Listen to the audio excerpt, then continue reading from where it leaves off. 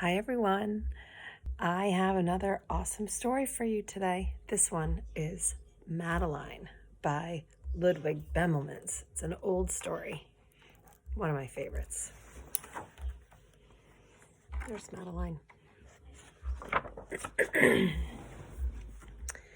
In an old house in Paris that was covered in vines,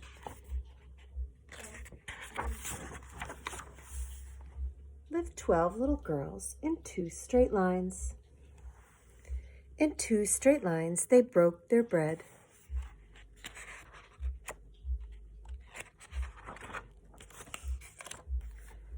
And brushed their teeth and went to bed.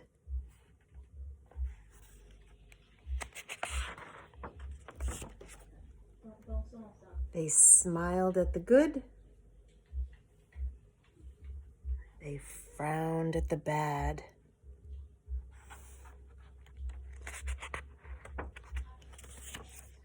And sometimes they were very sad. They left their house at 9:30 in 2 straight lines.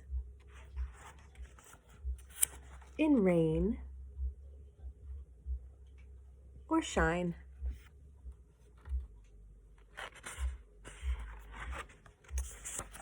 The smallest one was Madeline. She was not afraid of mice. She loved winter, snow, and ice. And to the tiger in the zoo, Madeline just said, "Pooh-pooh."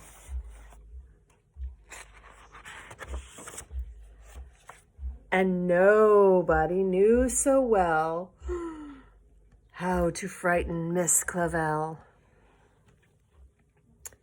In the middle of one night, Miss Clavel turned on her light and said, "Something is not right."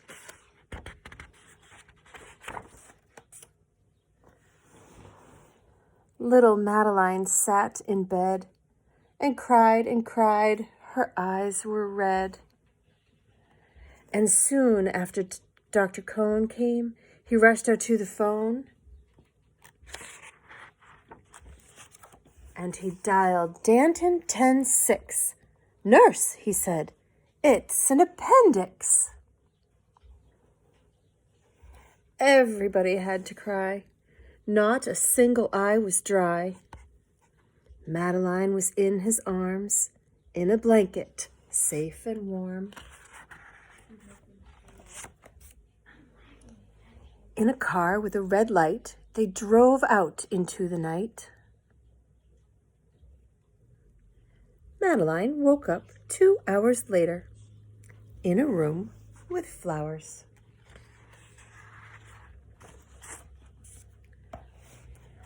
Madeline soon ate and drank, and on her bed there was a crank and a crack on the ceiling that had the habit of sometimes looking like a rabbit.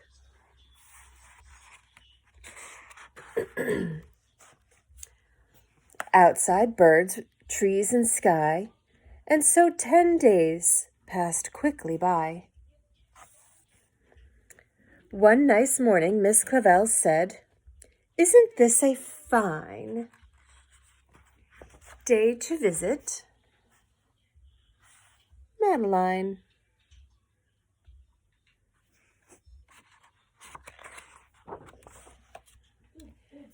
"Visitors from 2 to 4, read the sign outside her door. Tiptoeing with solemn face, with some flowers and a vase.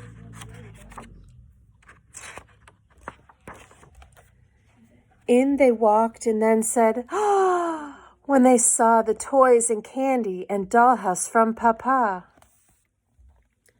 But the biggest surprise by far, on her stomach was a scar.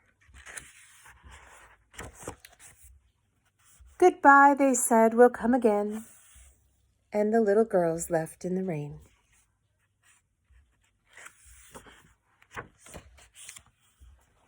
They went home and broke their bread and brushed their teeth and went to bed. Okay, Madeline's bed is empty.